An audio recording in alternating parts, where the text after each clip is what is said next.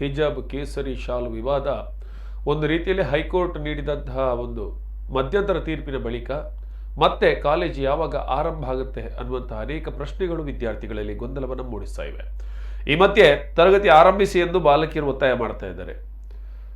ಬಾಲಕಿಯರ ಕಾಲೇಜಿನ ವಿದ್ಯಾರ್ಥಿನಿಯರು ಈಗಾಗಲೇ ಈ ಒಂದು ಘಟನೆಯಿಂದ ನೊಂದಿದ್ದಾರೆ. ಕೊರೋನಾದಿಂದಾಗಿ ನಮ್ಮ ಶಿಕ್ಷಣ ಅರ್ಧ ಹಾಳಾಗಿದೆ. ಈ ಹಿಜಾಬ್ ವಿವಾದದಿಂದ ನಮ್ಮ ಶಿಕ್ಷಣ ಸಂಪೂರ್ಣ ಹದಗೆಟ್ಟಿದೆ. ಪರೀಕ್ಷೆಗಳ ಹತ್ತಿರ ಬರ್ತಾ ಇವೆ. ಯಾವುದೇ ತರಗತಿಗಳು ಪೂರ್ಣಗೊಂಡಿಲ್ಲ. ಕೂಡಲೇ ಈ ವಿವಾದವನ್ನು ನಿಲ್ಲಿಸಿ ತರಗತಿಗಳನ್ನು ಆರಂಭಿಸಿ ಎಂದು ಉಡುಪಿ ಬಾಲಕಿಯರ ಕಾಲೇಜಿನ ಮಕ್ಕಳಿಂದ ಸರ್ಕಾರಕ್ಕೆ ಮನವಿ ಸಲ್ಲಿಸಲಾಗಿದೆ. ಇನ್ನು ಹಿಜಾಬ್ ವಿವಾದಕ್ಕೆ ಸಂಬಂಧಪಟ್ಟಂತೆ ರಿಟ್ ಪಿಟಿಷನ್ ಹಾಕಿದಂತಹ ವಿದ್ಯಾರ್ಥಿನಿಯರು ಏನಿದ್ದಾರೆ ಅವರ ಬಗ್ಗೆ ಮತ್ತು ಈ ಒಂದು ವಿವಾದ ಹುಟ್ಟೋದಕ್ಕೆ ಈ ಹಿಂದೆ ದೊಡ್ಡ ಪ್ಲಾನ್ ಆಗಿತ್ತು ಅನ್ನುವಂಥ ಒಂದು ವಿವರವನ್ನ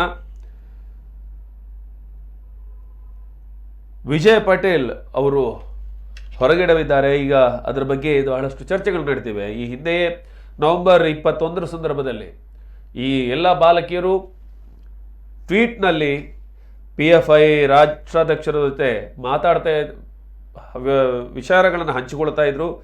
ಅವರ ಟ್ವೀಟಿಗೆ ಪ್ರತಿಯಾಗಿ ಪ್ರತಿಕ್ರಿಯೆಯನ್ನು ನೀಡ್ತಾ ಇದ್ರು. ಅದೇ ರೀತಿಯಾಗಿ ರಾಷ್ಟ್ರೀಯ ಶಿಕ್ಷಣ ನೀತಿಯನ್ನು ವಿರೋಧಿಸಿ ಈ ಯುವತಿಯರು ಟ್ವೀಟ್ ಮಾಡಿದ್ರು. ಅಲ್ಮಾಸ್, ಮುಸ್ಕಾನ್, ಆಲಿಯಾ ಸದಿ ಮೊದಲಾದವರ ಟ್ವಿಟರ್ ಹಿಸ್ಟ್ರಿಯಿಂದ ಸಾಕಷ್ಟು ಸಂಗತಿಗಳು ಬಹಿರಂಗವಾಗಿವೆ. ಮತೀವಾದಿ ವಿಚಾರಗಳನ್ನು ಟ್ವೀಟ್ ಮಾಡ್ತಾ ಬಂದಿರುವ ಮೂವರು ಯುವತಿಯರು ನವೆಂಬರ್ 21ರಂದು ಮಸೀದಿ ಮೈಕೊಳ್ಳಲು ಸಮರ್ಥಿಸಿ ಟ್ವೀಟ್ ಮಾಡಿದ್ರು. ಡಿಸೆಂಬರ್ 12ಕ್ಕೆ ದೆಹಲಿ ದಂಗೆ ಆರೋಪಿ ರೌಫ್ ಶರೀಫ್ ಬಿಡುಗಡೆ ಆಗ್ರಹಿಸಿ ಯುವತಿಯರು ಟ್ವೀಟ್ ಮಾಡಿದ್ರು. ಡಿಸೆಂಬರ್ 24ರ ಬಳಿಕ ಉಡುಪಿಯಲ್ಲಿ ಹಿಜಾಬ್ ಹೋರಾಟ ಆರಂಭಿಸಿದ ಯುವತಿಯರು ಈ ಒಂದು ಟ್ವೀಟ್ನ ಹಿನ್ನೆಲೆಯಲ್ಲಿ ಸಾಕಷ್ಟು ಚರ್ಚೆಗಳು ಮತ್ತು ಕುತೂಹಲಕಾರಿ ಅಂಶಗಳು ಹೊರಬಂದಿವೆ. ಇನ್ನು ಹೈದರಾಬಾದ್ನಿಂದ ಕೇರಳದಿಂದ ರಾಜ್ಯಕ್ಕೆ ಹಿಜಾಬ್ ಹೋರಾಟಕ್ಕೆ ಟ್ರೈನರ್ಸ್ ಬಂದಿದ್ದಾರಾ? ಹಿಜಾಬ್ ಹೋರಾಟ ಸಲಹೆ ತರಬೇತಿಗಾಗಿ ಹೈದರಾಬಾದ್ನಲ್ಲಿ ಒಂದು ಮಹಡ್ಲು ಏನಿದೆ, ಹೊರ ರಾಜ್ಯಗಳಿಂದ ಟ್ರೈನರ್ಸ್ ಬಂದಿದ್ದಾರೆ ಎಂಬ ಬಗ್ಗೆ ಮಾಹಿತಿ ಇದೆ. ಉಡುಪಿಗೆ ಹೈದರಾಬಾದ್ನಿಂದ ಕೆಲವರು ಬಂದು ಇಲ್ಲಿ ಓಡಾಡಿದ್ದಾರೆ. ರಾಜ್ಯ ಸರ್ಕಾರಕ್ಕೆ ನಾನು ಈಗಾಗಲೇ ಪತ್ರವನ್ನು ಕೊಟ್ಟಿದ್ದೇನೆ. ಹಿಜಾಬ್ ವಿವಾದವನ್ನು ಸಂಪೂರ್ಣವಾಗಿ ತನಿಖೆ ಮಾಡಬೇಕೆಂದು ಒತ್ತಾಯಿಸಿದ್ದೇನೆ ಎಂದು ಶಾಸಕ ರಘುಪತಿ ಭಟ್ ಹೇಳಿದ್ದಾರೆ. ಇದೊಂದು ಅಂತಾರಾಷ್ಟ್ರೀಯ ಷಡ್ಯಂತ್ರ ಇರೋದು ಇದರಿಂದ ಗೊತ್ತಾಗ್ತಾ ಇದೆ. ಮುಸಲ್ಮಾನ ಮುಖಂಡರು ನಮ್ಮ ಜೊತೆ ಚೆನ್ನಾಗಿದ್ದಾರೆ. ಜಿಲ್ಲಾ ಮುಸ್ಲಿಂ ಮುಖಂಡರ ಜೊತೆ ಹಲವಾರು ಸಭೆಗಳಾಗಿವೆ. ಆದರೆ ಬೇರೆಯವರ ಕುಮ್ಮಕ್ಕಿಂದ ಈ ರೀತಿಯಾದಂಥ ಘಟನೆಗಳು ನಡೀತಿವೆ ಎಂದು ಶಾಸಕ ರಘುಪತಿ ಭಟ್ ಹೇಳಿದ್ದಾರೆ. ಹೈದರಾಬಾದ್ಗೂ ಮತ್ತು ಇಲ್ಲಿ ಏನು ಸಂಬಂಧ ಹೇಳಿ? ಹೈದರಾಬಾದಿಂದ ಇಲ್ಲಿ ಬಂದಿದ್ದಾರೆ OIC ಪಾರ್ಟಿಯವರು ಅಂತ ಹೇಳ್ಕೊಂಡು ಇಲ್ಲಿ ಬಂದು ಇಲ್ಲಿ ನೋಡೋದಂತೆ, ಇಲ್ಲಿ ತನಿಖೆ ಅಂತೆ ಭಾಳ ಜನ ಬಂದಿದ್ದಾರೆ ಇಡೀ ರಾಜ್ಯದಲ್ಲಿ ಅಂತ ಹೇಳುವಂಥದ್ದು ನಾನು ಕೇಳಿದ್ದೇನೆ. ಮತ್ತು ಉಡುಪಿಗಂತೂ ಬಂದಿದ್ದಾರೆ ಸ್ವಲ್ಪ ಜನ. ಅವರು ಬಂದು ಇಲ್ಲಿ ಏನು ಮಾಡುತ್ತಾರೆ ಅಂತ ನನಗೆ ಗೊತ್ತಿಲ್ಲ. ಇಲ್ಲಿಯ ಉಡುಪಿಯ ಮುಸ್ಲಿಂ ಸಮುದಾಯದವರು, ಮುಸ್ಲಿಂ ಒಕ್ಕೂಟದವರು ನಿರ್ಣಯ ಮಾಡಿದ್ದಾರೆ. ಅವರು ಸರಿ ಇದೆ, ಅವರ ಧರ್ಮದಲ್ಲಿದ್ದದ್ದನ್ನು ಹೇಳಿದ್ದಾರೆ. ಆದರೆ ಯಾರು ಆ ರೀತಿ ಉಗ್ರವಾದ ಹೇಳಿಕೆಯನ್ನು ನಮ್ಮ ಉಡುಪಿ ಜಿಲ್ಲೆಯ ಮುಸ್ಲಿಮರು ಯಾರೂ ಕೊಡಲಿಲ್ಲ. ಮುಸ್ಲಿಂ ಮುಖಂಡರು, ಮುಸ್ಲಿಂ ಒಕ್ಕೂಟ ಇರ್ಬೋದು, ಮುಸ್ಲಿಂ ನಾಯಕರು ಇರ್ಬೋದು, ಯಾರೂ ಕೊಡಲಿಲ್ಲ. ಇದೆಲ್ಲ ಏನು ಸೂಚಿಸ್ತದೆ ಅಂತ ಹೇಳಿದರೆ ನಮ್ಮ ಜಿಲ್ಲೆಯ ಮುಸ್ಲಿಮರಿಗೆ ಶಾಂತಿ ಬೇಕು, ಸೌಹಾರ್ದ ಬೇಕು. ಹೊರಗಿನವರಿಗೆ ಇಲ್ಲಿದ್ದನ್ನು ಹಾಳು ಮಾಡಬೇಕು ಅಂತ ಹೇಳುವಂಥ ಹೈದರಾಬಾದ್ನವರಿಗೆ, ಬೆಂಗಳೂರಿನವರಿಗೆ, ಯಾರು ಕೇರಳದವರು ಇಲ್ಲಿ ಬಂದುಕೊಂಡು ನಮ್ಮ ಶಾಂತಿಯನ್ನು ಕೆಳಿಸುವಂಥ ಕೆಲಸ ಆಗ್ತಾ ಇದ್ದಾರೆ. ಈಗ ಯಾರೆಲ್ಲ ಇನ್ನು ದೂರುದಾರ ವಿದ್ಯಾರ್ಥಿನಿಯರ ಪೋಷಕರಿಂದ SP ವಿಷ್ಣುವರ್ಧನ್ ಅವರಿಗೆ ಮನವಿ ಸಲ್ಲಿಸಲಾಗಿದೆ. ವಿದ್ಯಾರ್ಥಿನಿಯರ ವೈಯಕ್ತಿಕ ದಾಖಲೆಗಳು ಬಹಿರಂಗ ಬಗ್ಗೆ ಮೌಖಿಕ ದೂರನ್ನು ನೀಡಲಾಗಿದೆ. ಸಾಮಾಜಿಕ ಜಾಲತಾಣಗಳಲ್ಲಿ ಮಾಹಿತಿ ವೈರಲ್ ಆದ ಬಗ್ಗೆ ಮೌಖಿಕ ದೂರನ್ನು ನೀಡಲಾಗಿದ್ದು, ಮಹಿಳಾ ಪದವಿ ಪೂರ್ವ ಕಾಲೇಜಿನ ದೂರುದಾರ ವಿದ್ಯಾರ್ಥಿನಿಯರು ಸೂಕ್ತ ದಾಖಲೆ ನೀಡುವಂತೆ ಸೂಚಿಸಿದ್ದಾರೆ SP ಅವರು. ಉಡುಪಿ ಜಿಲ್ಲಾ ಪೊಲೀಸ್ ವರಿಷ್ಠಾಧಿಕಾರಿ ವಿಷ್ಣುವರ್ಧನ್ ಈ ಬಗ್ಗೆ ಮಾಹಿತಿಯನ್ನು ನೀಡಿದ್ದಾರೆ. ಇಬ್ಬರು ಪೋಷಕರಿಂದ SP ಅವರಿಗೆ ಮನವಿ ಸಲ್ಲಿಸಲಾಗಿದೆ. ಏನಂದ್ರೆ ನಮ್ಮ ಮಕ್ಕಳ ವೈಯಕ್ತಿಕ ವಿಚಾರಗಳು ಮತ್ತು ವೈಯಕ್ತಿಕ ದಾಖಲೆಗಳು ಇದರಿಂದ ಹೊರಬರ್ತಾ ಇವೆ. ಇದರ ಬಗ್ಗೆನೂ ವಿಷ್ಣುವರ್ಧನ್ SP ಅವರು ಮಾಹಿತಿಯನ್ನು ನೀಡಿದ್ದಾರೆ. ಈ ಬಗ್ಗೆ ದೂರು ಸಲ್ಲಿಸಿದ್ದಾರೆ ವಿದ್ಯಾರ್ಥಿನಿಯ ಪೋಷಕರು ಎಂಬುದನ್ನು ಸ್ಪಷ್ಟವಾಗಿ ತಿಳಿಸಿದ್ದಾರೆ.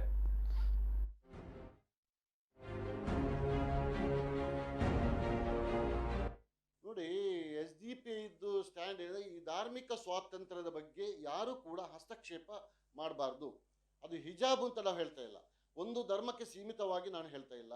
ಇಲ್ಲಿ ಈ ದೇಶದಲ್ಲಿ ಬಾಬಾ ಸಾಹೇಬ್ ಅಂಬೇಡ್ಕರ್ ರಚಿಸಿದಂತಹ ಒಂದು ಸುಂದರವಾದಂತಹ ಒಂದು ಸಂವಿಧಾನ ಇದೆ. ಈ ಸಂವಿಧಾನದಲ್ಲಿ ಪ್ರತಿ ಧರ್ಮದವರಿಗೂ ಕೂಡ ಪ್ರತಿ ಧಾರ್ಮಿಕ ಸ್ವಾತಂತ್ರ್ಯದ ಹಕ್ಕು ಅಲ್ಲಿ ಕೊಟ್ಟಿದೆ. ಆ ಧಾರ್ಮಿಕ ಸ್ವಾತಂತ್ರ್ಯವನ್ನು ಕಸಿಯಲಿಕ್ಕೆ ಯಾರಿಗೂ ಇಲ್ಲಿ ಸ್ವಾತಂತ್ರ್ಯ ಕೊಟ್ಟಿಲ್ಲ.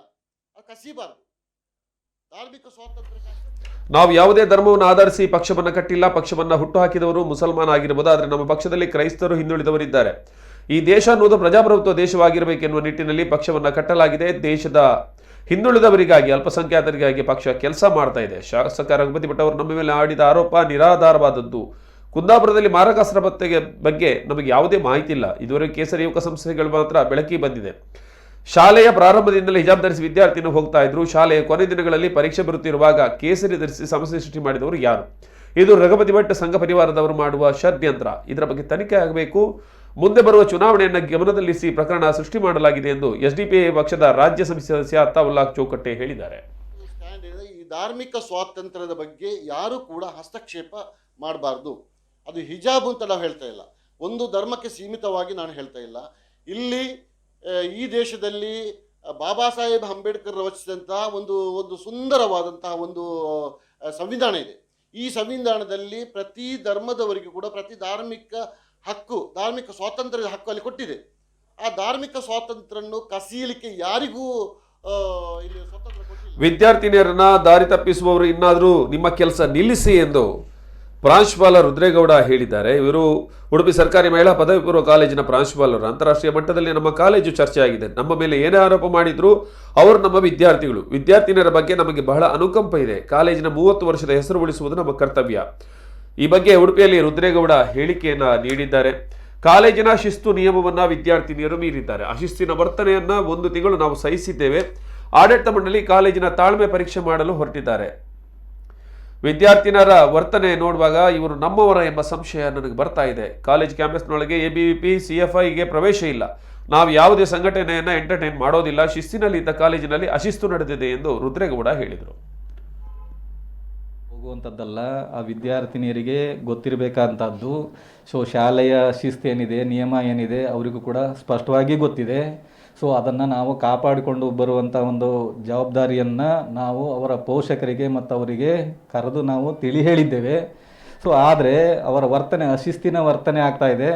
ನಾವು ಅವರ ಅಶಿಸ್ತಿನ ವರ್ತನೆಯನ್ನು ನಾವು ತಾಳ್ಮೆಯಿಂದ ಇಲ್ಲಿವರೆಗೆ ನಮ್ಮ ಆಡಳಿತ ಮಂಡಳಿ, ಇಲಾಖೆ, ನಮ್ಮ ಸಿಬ್ಬಂದಿಯವರೆಲ್ಲರೂ ಕೂಡ ನಮ್ಮ ತಾಳ್ಮೆ ಪರೀಕ್ಷೆ ಮಾಡಿದ್ದಾರೆ. 1,000 ವಿದ್ಯಾರ್ಥಿನಿಯರು ಈ ಕ್ಯಾಂಪಸ್ ಒಳಗಡೆ ಇದ್ದಾರೆ.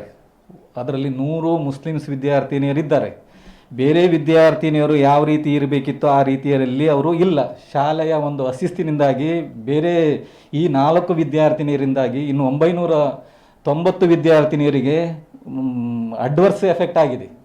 ಸೊ ಆದ್ದರಿಂದ ಅದನ್ನು ನಾವು ಅಶಿಸ್ತು ಅಂತ ಹೇಳೋದು. ನಿಮ್ಮದು ಹಿಜಾಬಿನ ಪ್ರಶ್ನೆ ಅನ್ನೋದಲ್ಲ, ಆದರೆ ಅವರ ಒಂದು ವರ್ತನೆ ಬೇರೆ ವಿದ್ಯಾರ್ಥಿನಿಯರಿಗಿಂತ ಭಿನ್ನ ಆಗಿ ಹಠಮಾರಿ ಧೋರಣೆಯಿಂದ ನಾವು ಹಿಜಾಬ್ ಹಾಕೊಂಡೇ ಪಾಠ ಕೇಳ್ತೀವಿ ಅಂತಕ್ಕಂಥದ್ದು ಅದು ಹಠಮಾರಿ ಧೋರಣೆ.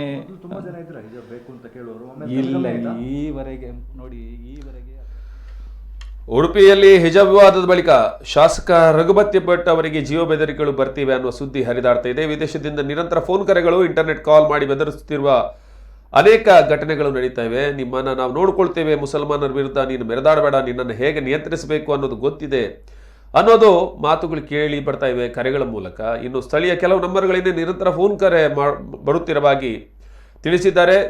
ಈ ಬಗ್ಗೆ ಗೃಹ ಸಚಿವರಿಗೆ ಮೌಖಿಕವಾಗಿ ಮಾಹಿತಿಯನ್ನು ನೀಡಿದ್ದಾರೆ ಶಾಸಕ ಭಟ್. ಅದೇ ರೀತಿಯಾಗಿ ಈ ವಿಚಾರವಾಗಿ ರಘುಪತಿ ಭಟ್ ಅವರು ತಮ್ಮ ಪ್ರತಿಕ್ರಿಯೆಯನ್ನು ವ್ಯಕ್ತಪಡಿಸಿದ್ದಾರೆ. ಬೆದರಿಕೆಗಳು ಯಾವುದು ಗಂಭೀರವಾದಂಥದ್ದಿಲ್ಲ. ಫೋನ್ಗಳು, ಇಂಟರ್ನೆಟ್ ಕಾಲಲ್ಲಿ ಇದರಲ್ಲೆಲ್ಲ ಬಂದಿದೆ. ಯಾವುದೇ ಸಂಘಟನೆ ಅಂತ ಹೇಳ್ಕೊಂಡು, ಇಂಥ ವ್ಯಕ್ತಿ ಅಂತ ಹೇಳ್ಕೊಂಡು ಯಾರು ಬಂದಿಲ್ಲ. ಸೋಷಿಯಲ್ ಮೀಡಿಯಾದಲ್ಲೆಲ್ಲ ಬಂದಿದೆ, ಅದನ್ನು ನಾನು ಒಪ್ಕೊಳ್ತೇನೆ, ನೀವು ನೋಡಿದ್ದೆ, ನಾವು.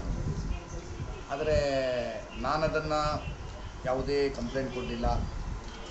ನಮ್ಮ ಪೊಲೀಸ್ ಇಲಾಖೆಯು ನನಗೆ ಕೇಳಿದ್ದಾರೆ, ಅಂದರೆ ಅವರು ಸೋಷಿಯಲ್ ಮೀಡಿಯಾದಲ್ಲಿ ಇದೆಲ್ಲ ಮಾಹಿತಿಯನ್ನು ತಗೊಂಡು ಕೇಳಿದ್ದಾರೆ.